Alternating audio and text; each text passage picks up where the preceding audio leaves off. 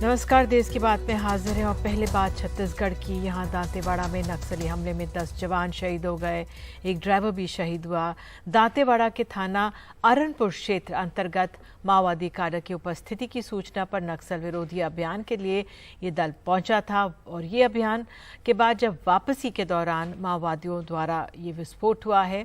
DRG बल पर ID विस्फोट का ये लोग शिकार हुए। डीआरजी यानी कि डिस्ट्रिक्ट रिजर्व गार्ड हैं, जिनमें स्थानीय आदिवासी युवाओं को नक्सलियों से मुकाबले के लिए इसको बनाया गया था। बहरहाल काफ़ी समय बाद इतना बड़ा हादसा हुआ है। छत्तीसगढ़ सरकार लगातार कहती रही है कि नक्सलवाद अंतिम पड़ाव पर है, उनका दायरा नारायणपुरा सुकमा में सिमटता जा रहा है, लेकिन आज इस घटना ने फिर से सवाल खड़े कर दिए हैं इस चुनौती पर। गृह मंत्री अमित शाह ने भी मुख्यमंत्री भूपेश बघेल से बात की है और किसी भी तरह की मदद का भरोसा जताया है।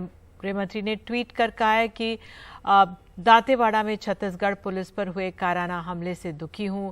मैंने छत्तीसगढ़ के सीएम से बात कर हर संभव मदद का भरोसा दिलाया। शहीद जवानों को, शोक संतप्त परिवारों को मेरी संवेदनाएं। आइए सुन लेते मुख्यमंत्री ने क्या कहा है।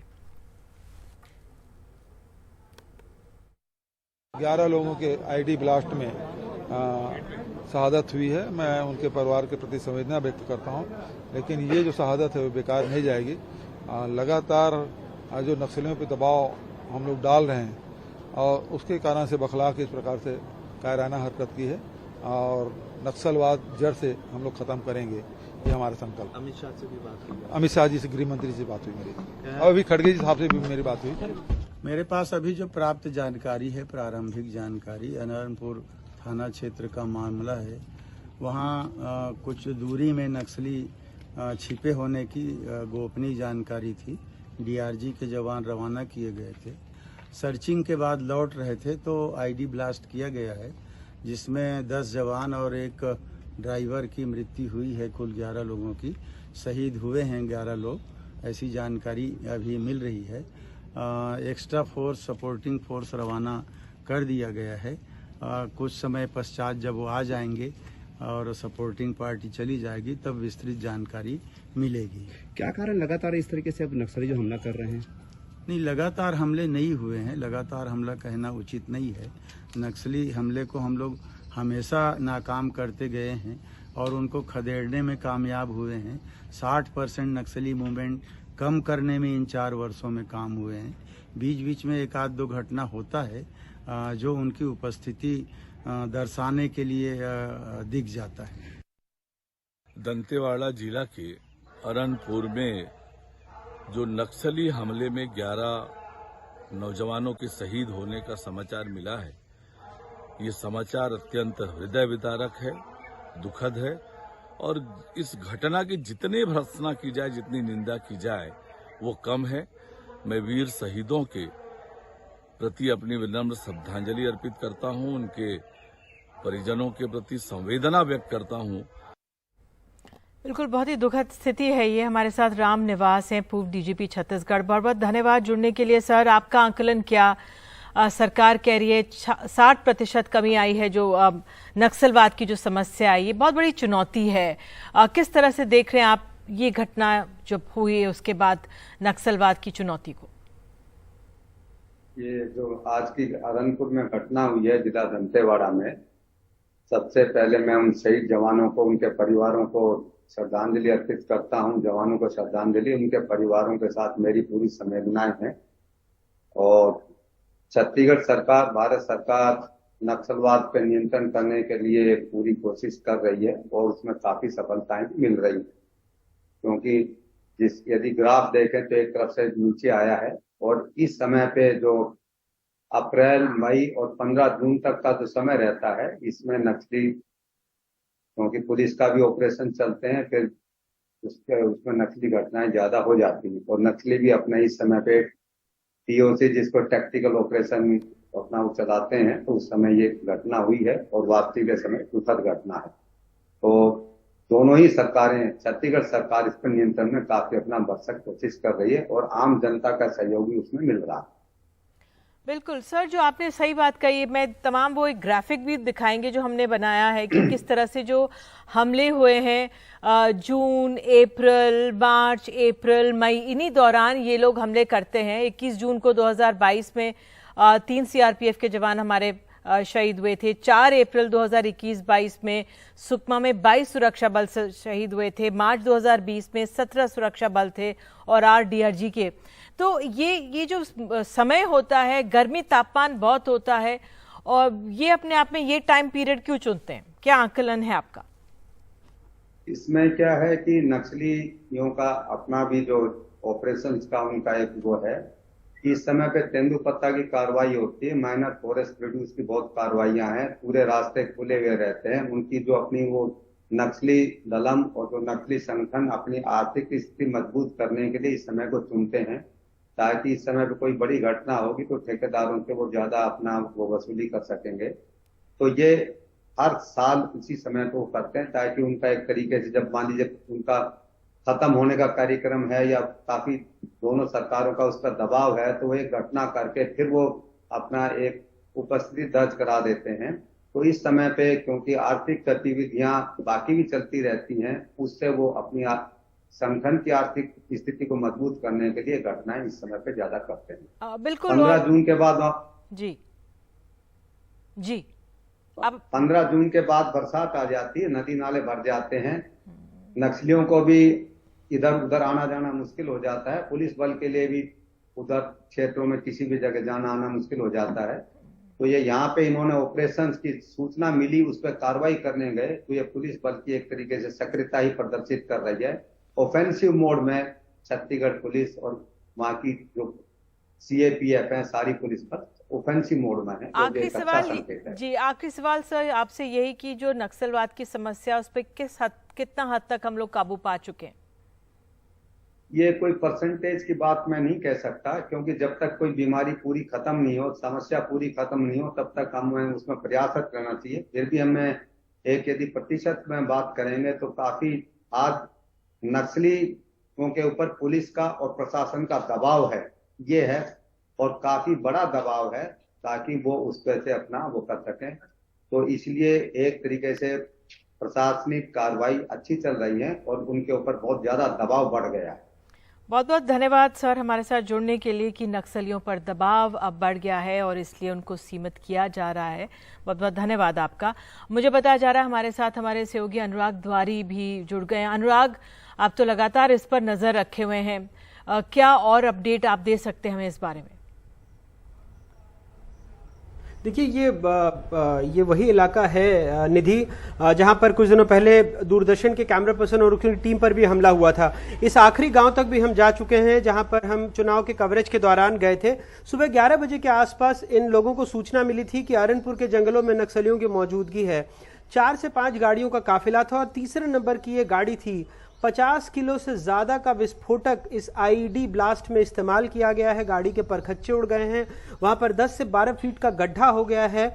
और वहां पर जो हमारे साथी मौजूद हैं उनसे हमारी बातचीत हुई तो उन्होंने कहा कि शवों के ऐसे चीथड़े हुए हैं कि उनको पहचानना मुश्किल है। गाड़ी के भी चीथड़े उड़ चुके हैं, परखच्चे उड़ चुके हैं।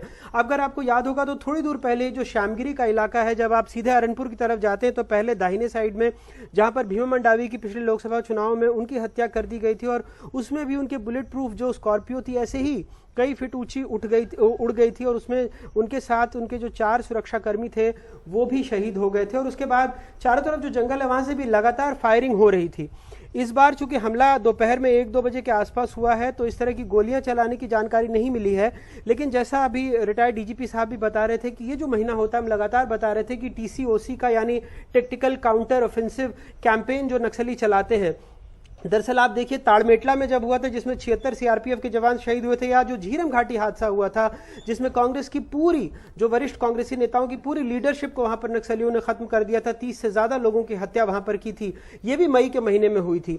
तो दरअसल इसकी अहमियत इसलिए है नक्सलियों में क्योंकि नदी नालों में पानी उतर जाता है, जो खेती के काम से लोग निवृत्त हो जाते हैं, तो नौजवानों को अपनी तरफ खींचना आसान होता है। और फिर जुलाई अगस्त में जब नदी नाले उफान पर रहते हैं तब ये TCOC का पीरियड खत्म हो जाता है। लेकिन इस बार तो फरवरी से ही शुरू हो गया था, क्योंकि फरवरी में भी जो DRG के जवान है, दरअसल ये आंख नाक कान है पैरामिलिट्री फोर्स के, ये वहां पर ज्यादातर आत्मसमर्पण जो नक्सली कर चुके हैं उसमें वो शामिल है, वहां के युवा शामिल है जो वहां की भौगोलिकता, वहां की भाषा सबसे बहुत अच्छी तरीके से परिचित है। ऐसे में मुझे ये इस बात को बार बार सोचकर आश्चर्य हो रहा है कि DRG के जवान जो बहुत जुझारू हैं, बहुत लड़ाकू हैं, वो कैसे इस फेर में फंस गए और क्या किसी स्टैंडर्ड ऑपरेटिंग प्रोसीजर का उल्लंघन हुआ है जिसकी वजह से इतनी बड़ी घटना को नक्सलियों ने अंजाम दिया है। बिल्कुल बिल्कुल, ये बहुत अहम सवाल है। और संक्षेप में अगर ये भी अनुराग कि किस हद तक नक्सलवाद की समस्या पर हम काबू पाए हैं अब तक?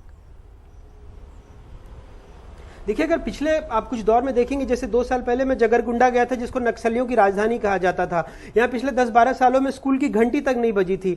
जगरगुंडा हम पहुंचे, स्कूलों को कवरेज किया, और स्कूल भी उन्हीं लोगों ने बनाए, उन नक्सलियों ने जिन्होंने उसको कभी तोड़ा था, उसको कभी जला दिया था। तो काफी अंदर तक प्रशासन पहुंच चुका है, सड़कें अच्छी हो गई हैं, संचार व्यवस्था, शिक्षा, स्वास्थ्य, सब कुछ अच्छा हुआ है। जगह जगह कैंप बनाए गए, जैसे सिलगेर में 2 साल से आदिवासी आंदोलन कर रहे हैं। सरकार का मानना है उसके पीछे नक्सली हैं, क्योंकि ताडेम में जो कैंप बनाया गया था उसके विरोध में जब गांव वाले सड़क पर उतरे थे और फायरिंग हुई थी, उसमें कुछ लोगों की मौत हो गई थी। तो इस तरह की घटनाएं भी हो रही हैं। सुरक्षा बल अंदर तक जा रहे हैं, नक्सलियों को समेट दिया है। और कई बार देखिए, होता क्या है कि सुरक्षा बलों को हर बार सफल होना होता है और नक्सलियों को सिर्फ एक बार सफल होना होता है, जिससे वो इतनी बड़ी वारदात को अंजाम दे सकते हैं। जी बिल्कुल बिल्कुल। बहरहाल धन्यवाद आपका अनुराग, आप हालात पर नजर बनाए रखें, अब तक बाद में आते रहेंगे। तो देश की बात में आइए आगे बढ़ते हैं और अब बात करते हैं हम प्रधानमंत्री के मन की बात कार्यक्रम की। 100वें एपिसोड के लिए सूचना और प्रसारण मंत्रालय की ओर से खास कार्यक्रम आयोजित किया गया है। उपराष्ट्रपति जगदीप धनखड़ ने, आपको बता दें इस समय हम देख सकते हैं कि गृह मंत्री यहाँ पर मौजूद हैं, IT मंत्री अश्विनी वैष्णव और सूचना प्रसारण मंत्री अनुराग ठाकुर भी हैं। और इस आपको बता दें विभिन्न हिस्सों से करीब 100 नागरिक हिस्सा ले रहे हैं, जिनका जिक्र प्रधानमंत्री ने मन की बात कार्यक्रम में किया है। इसमें आमिर खान, रवीना टंडन, खेल जगत की हस्तियां भी मौजूद हैं। भारत की विजय को मैंने आकाशवाणी पर ही सुना है। इमरजेंसी के बाद एक तानाशाह के पराजय को सुबह 5 मोदी जी ने मन की बात का एक बड़ा साफल्य ये भी है कि आकाशवाणी को युवा पीढ़ी तक पहुंचाने का मोदी जी ने काम किया है। मोदी जी किसी भी माध्यम से संवाद करते, वो संवाद जन जन तक पहुंचना ही पहुंचना था, क्योंकि इनकी लोकप्रियता ऐसी है, उनका दृष्टिकोण ऐसा है कि बात को जनता तक पहुंचनी ही थी। परंतु मैं बहुत बहुत साधुवाद प्रधानमंत्री जी को देना चाहता हूं कि उन्होंने आकाशवाणी को माध्यम बनाया और हमारा 6 दशकों से जो संवाद का माध्यम था वो आकाशवाणी को आज नई युवा पीढ़ी के साथ जोड़ने का काम करा और हर गांव के हर अंचल में, हर मोहल्ले तक इस संवाद को पहुंचाने का काम किया। मित्रों, एक अच्छा अद्भुत कार्यक्रम जो लोकतंत्र की नींव पर खड़ा है, लोकतंत्र की प्रमुख एस्पेक्ट जो है उसमें से एक एस्पेक्ट है जनता और नेता के बीच में संवाद। ये संवाद जितना मजबूत होता है, लोकतंत्र की नींव इतनी ही मजबूत होती है। मन की बात की स्वीप देखिए आप। मन की बात has reached every nook and corner. Rajasthan का वो सीन मुझे याद है, 2 खास सीन। ऊंट के ऊपर रेडियो लटक रहा है और आदमी जा रहा है। पेड़ के नीचे खेती करता हुआ परिवार बैठा है और रेडियो सुन रहा है। मन की बात ने जो एक काम किया जिसके बारे में चर्चा कुछ कम हुई है, जहां मन की बात ने नेगेटिविटी के ऊपर कुठाराघात किया, मन की बात ने पॉजिटिविटी को पराकाष्ठा पर लिया। पर मन की बात का एक बड़ा अकम्प्लिशमेंट है कि at a time when the country was losing hope, when our world image had nose dived, लग रहा था हालात कैसे सुधरेंगे। अब लग रहा है हालात कैसे सुधरेंगे मुद्दा ही नहीं है।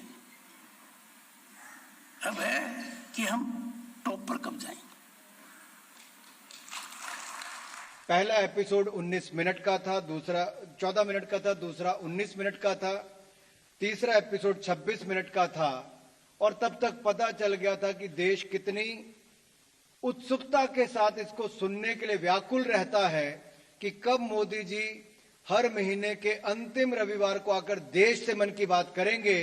तो 14 मिनट से बढ़कर ये 30 मिनट का हो गया और 99 एपिसोड हो चुकी हैं और इसी महीने की 30 तारीख को सेंचुरी लगाने का काम भी हो जाएगा।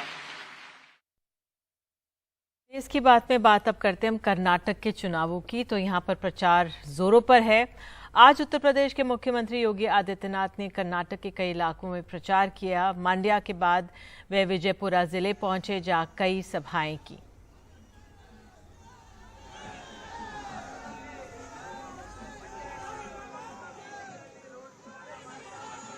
लोग मुझसे पूछते हैं कि उत्तर प्रदेश में आपको इतना सम्मान जनता क्यों देती है। मैंने कहा जनता इसलिए देती है क्योंकि भारतीय जनता पार्टी की डबल इंजन की सरकार है। डबल इंजन की सरकार की सामर्थ्य और शक्ति का प्रदर्शन वहां पर मजबूती के साथ होता है। वहां पर सुरक्षा की गारंटी है, वहां पे समृद्धि की गारंटी है, नो कर्फ्यू नो दंगा, और वहां पर है सब चंगा। आप सोचिए, एक और डबल इंजन की सरकार जो पीएफआई पे बैन करती है, पीएफआई को बैन करती है, और दूसरी तरफ कांग्रेस जो पीएफआई को तुष्टीकरण करने का कार्य करती है, उन्हें धर्म के आधार पर रिजर्वेशन देने का कार्य करती है। धर्म के आधार पर आरक्षण यह भारत के संविधान के विपरीत है, असंवैधानिक है। धर्म के आधार पर 1947 में भारत का विभाजन हो चुका है। भारत धर्म के आधार पर आरक्षण की वकालत नहीं कर सकता है। अन्य विभाजन के लिए हम तैयार नहीं है। यह भारतीय जनता पार्टी का मानना है, क्योंकि हम सब मानते हैं एक भारत श्रेष्ठ भारत की परिकल्पना ही भारत को आगे बढ़ाएगी। उधर बीजेपी के इस धुआंधार प्रचार के जवाब में प्रियंका गांधी भी कर्नाटक के मैदान में उतरी हुई हैं। प्रियंका गांधी आज श्रृंगेरी में सबसे पहले शारदा देवी मंदिर में दर्शन के लिए पहुंची, जिसके बाद जनसभा को संबोधित किया। दोपहर को हिरियूर के शहर में प्रभावी लोगों के साथ बैठक की और ये रोड शो भी किया।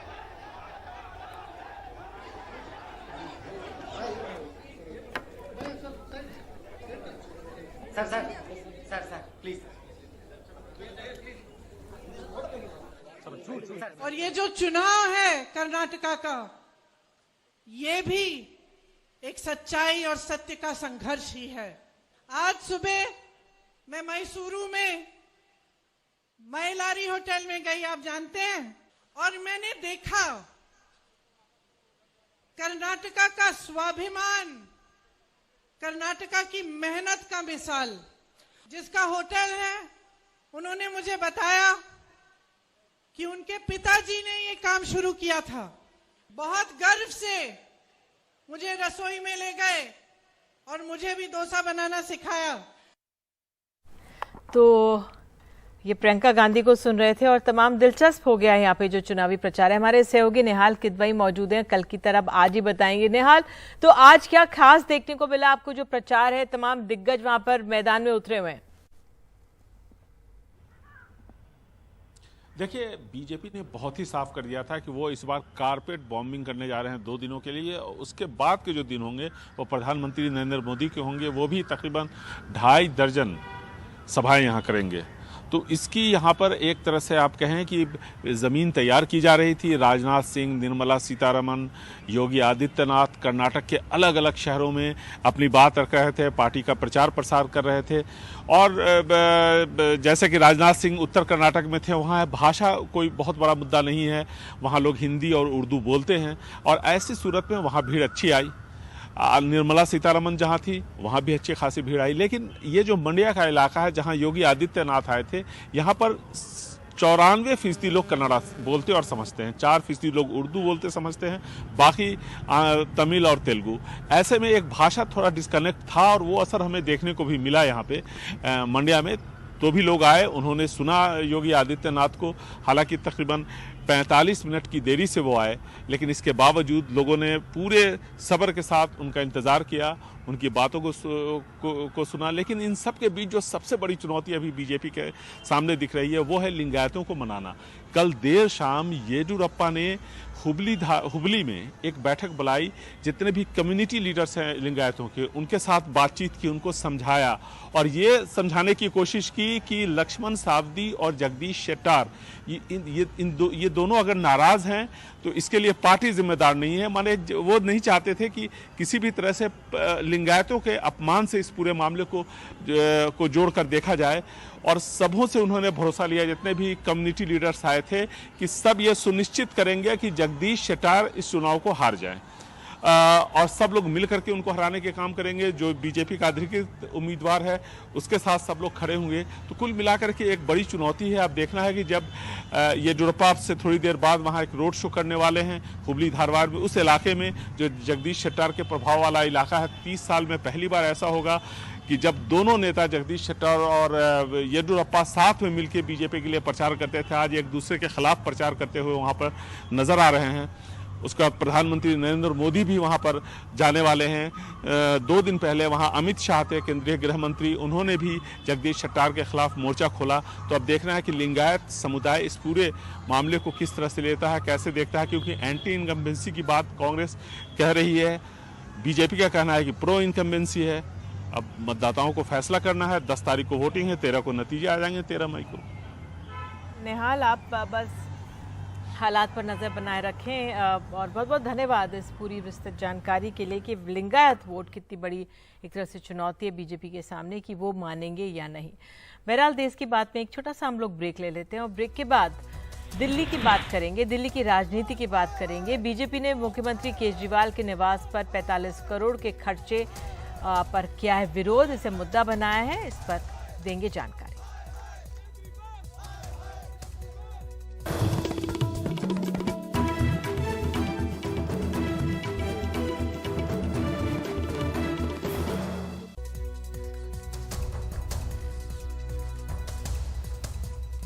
देश की बात में बात अब दिल्ली की। बीजेपी ने आरोप लगाया है कि दिल्ली के मुख्यमंत्री अरविंद केजरीवाल ने अपने सरकारी निवास की मरम्मत में 45 करोड़ रुपए खर्च किए हैं। बीजेपी इसे केजरीवाल का शीश महल बता रही है। वहीं आम आदमी पार्टी का आरोप है कि प्रधानमंत्री का नया घर 500 करोड़ रुपए की लागत से बन रहा है। बीजेपी पहले उस पर जवाब दे। केजरीवाल शर्म करो, शर्म करो। 45 करोड़ का आलीशान बंगला, केजरीवाल 45 करोड़ का आलीशान बंगले की रेनोवेशन करता है। शर्म करो केजरीवाल, शर्म करो। बीजेपी दिल्ली के मुख्यमंत्री अरविंद केजरीवाल से उनके सरकारी आवास 6 फ्लैगस्टाफ रोड सिविल लाइंस की मरम्मत में हुए 45 करोड़ रुपए के खर्च का हिसाब मांग रही है। बीजेपी ने आरोप लगाया कि अरविंद केजरीवाल ने साल 2020 से 2022 के बीच अपने सरकारी आवास के रेनोवेशन में 44 करोड़ 78 लाख रुपए खर्च कर दिए।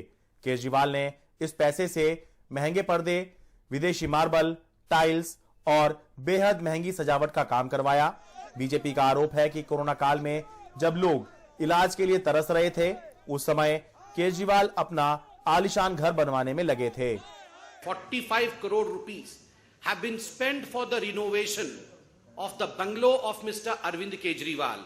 आपको जान के आश्चर्य होगा, इसमें पर्दे की एक कहानी है, इसमें टाइल्स की एक कहानी है, इसमें मेटल फिटिंग्स की एक कहानी है, इसमें किचन की अपनी एक कहानी है। और ये सारे पर्दे, फिटिंग्स, इलेक्ट्रिकल लाइटिंग्स, टाइल्स, ये चिल्ला चिल्ला कर कह रहे हैं कि we are of the most superior quality, हम सबसे सुपीरियर क्वालिटी के हैं।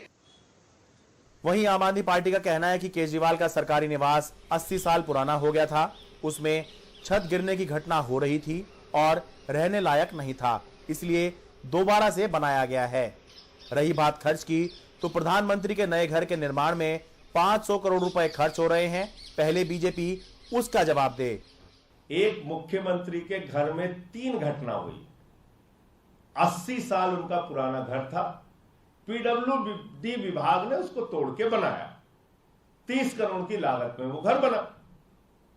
उसके ऊपर कल से चर्चा किए जा रहे हैं, बीजेपी वाले चिल्ला रहे हैं, चीख रहे हैं। तो जरा अपने लाट साहब से भी तो पूछिए आप, 15 करोड़ रुपए तो उनके घर के मरम्मत में खर्च हुआ। 15 करोड़ रुपए मरम्मत में, नया घर बनाने में नहीं। मुख्यमंत्री का तो नया घर बना, एलजी के तो मरम्मत में 15 करोड़ खर्च हुआ। चलो उससे आगे निकल जाओ आप, प्रधानमंत्री के घर के रिनोवेशन में 90 करोड़ रुपए खर्च हुआ, उससे भी आगे निकल जाओ आप। 500 करोड़ रुपए का हमारे देश के फकीर, हमारे देश के झोला छाप फकीर प्रधानमंत्री, जिसको अपने आप को कहते हैं मैं झोला छाप प्रधानमंत्री हूं, उनका जो घर बन रहा है वो 500 करोड़ रुपए में बन रहा है। आम आदमी पार्टी का आरोप है कि बीजेपी जरूरी मुद्दों से ध्यान हटाना चाहती है, इसलिए ऐसे मुद्दे उठा रही है, जबकि बीजेपी का कहना है कि केजरीवाल की कथनी और करनी में फर्क वो उजागर करते रहेंगे। दिल्ली से शरद शर्मा, एनडीटीवी इंडिया। तो देश की बात में बात अपने तापमान की। देश के सबसे बड़े कृषि अनुसंधान संस्थान इंडियन एग्रीकल्चरल रिसर्च इंस्टीट्यूट के डायरेक्टर और कृषि वैज्ञानिक अशोक कुमार सिंह ने एनडीटीवी से एक्सक्लूसिव बातचीत में कहा है कि 2090-2010 के बीच तापमान के औसत ट्रेंड के हिसाब से साल 2040 तक गेहूं उगाने के सीजन के दौरान 1 डिग्री सेल्सियस तक की बढ़ोतरी हो सकती है। अगर तापमान 1 डिग्री सेल्सियस तक बढ़ता है तो इससे 5% तक गेहूं की पैदावार में कमी होगी। लेकिन अगर किसानों ने इस दौरान क्लाइमेट अडेप्टेशन तकनीक और क्लाइमेट रेजिलिएंट एग्रीकल्चर को अपनाया तो गेहूं की पैदावार 10% से 15% तक बढ़ सकती है। देखिए पश्चिमी उत्तर प्रदेश के मोदी नगर से ये रिपोर्ट।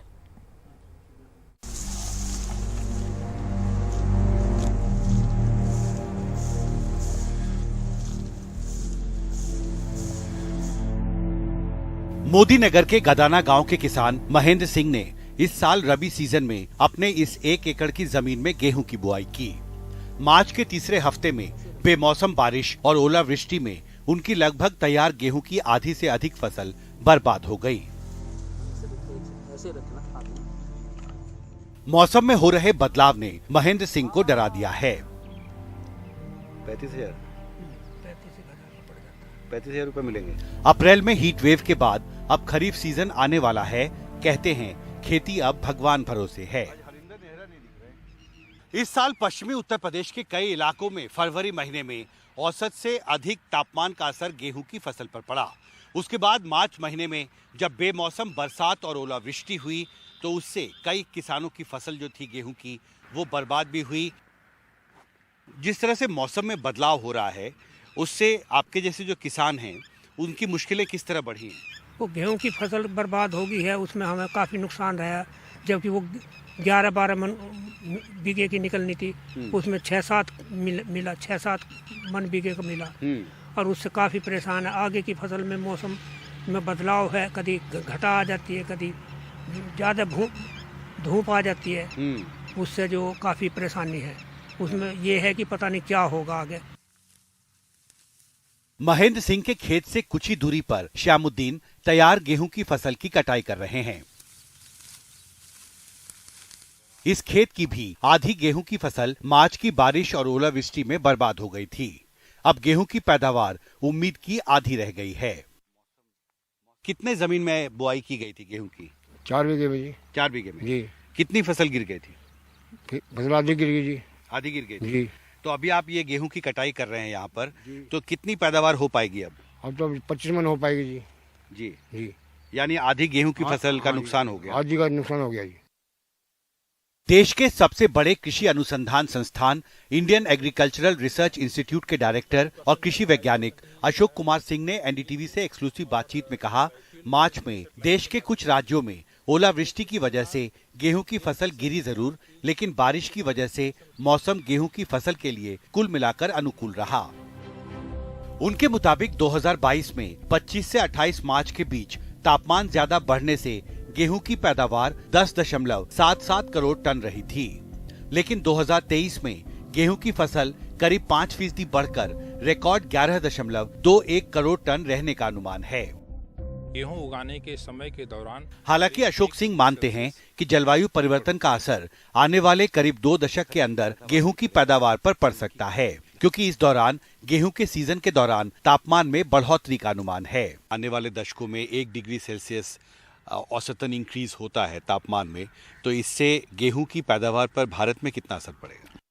तो ऐसा माना जाता है कि करीब 2040 तक तापक्रम में गेहूं उगाने के समय के दौरान करीब 1 डिग्री सेल्सियस की बढ़ोतरी होगी।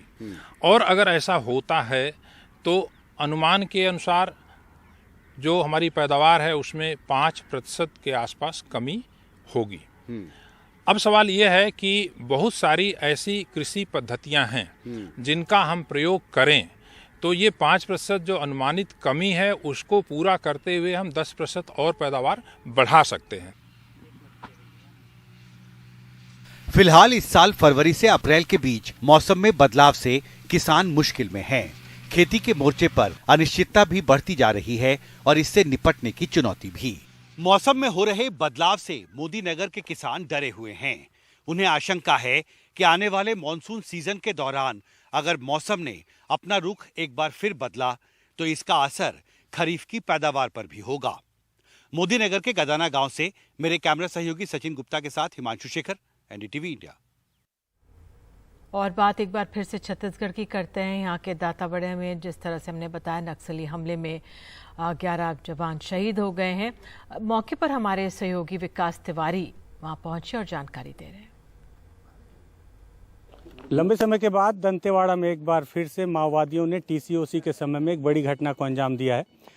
दरअसल बताया जा रहा है कि डीआरजी के कुछ जवान ऑपरेशन पर निकले थे। कहीं पे माओवादियों के इकट्ठा होने की सूचना मिली थी, जिस आधार पर लगभग 30 से 40 की संख्या में डीआरजी के जवान 1 नंबर के जो दंतेवाड़ा के हैं अलग अलग टुकड़ियों के, वो अपने एक ऑपरेशन पर निकले थे जहां माओवादियों की नक्सलियों से मुठभेड़ हुई और मुठभेड़ के बाद एक घायल नक्सली को भी लेकर वो लौट रहे थे।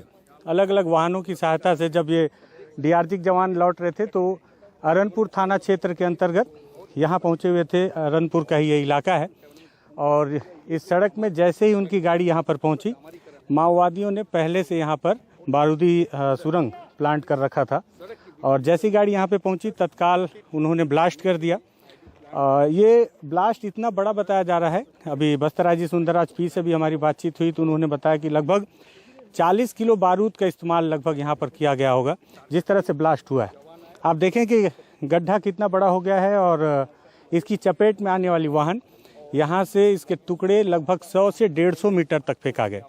फॉरेंसिक की टीम अभी यहाँ पर पहुँची हुई थी। उसने मीटर से जिस तरह से नापजोख किया उससे जो चीज़ें निकल कर सामने आई कि जो वाहन में सवार 10 डीआरजी के जवान और एक वाहन का चालक था, उसके 100 यहाँ से 150 मीटर तक दूरी तक फेंकाए थे और साथ ही साथ यहाँ से लगभग 100 मीटर की दूरी पर गाड़ी का इंजन फेंका गया है। और इसके साथ ही साथ यहाँ पर आप देखें कि गाड़ी की स्थिति इतनी बुरी तरीके से हो गई है कि इसमें सवार एक भी जवान नहीं बच पाया। हालांकि जो जवान हैं उनके हथियार सारे रिकवर कर लिए गए हैं। अमूमन ऐसा देखा जाता है कि जब भी इस तरह की घटनाओं को माओवादी अंजाम देते हैं तो सबसे पहले वो जवानों के हथियार लूटने की कोशिश करते हैं। पीछे उनके साथ में लगभग 3 से 4 की संख्या में और भी वाहन थे जो इस चपेट में नहीं आए विस्फोट के और उन्होंने विस्फोट के तत्काल बाद फायरिंग भी की। यदि माओवादी आसपास होते भी तो उनका वो यहाँ से हथियार लूटने में कामयाब नहीं हो पाते, लेकिन माओवादियों ने बीच सड़क पर और कैंप के बहुत पास इलाके में इस बड़ी घटना को अंजाम देकर अपनी ताकत दिखाने की कोशिश की है। घटनास्थल से एनडीटीवी के लिए विकास तिवारी।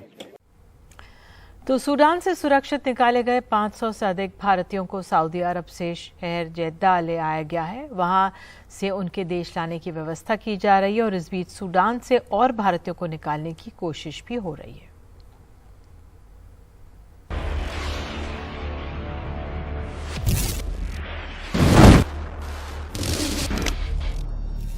सऊदी अरब के जेद्दाह से विमान में 360 भारतीय नई दिल्ली के लिए रवाना।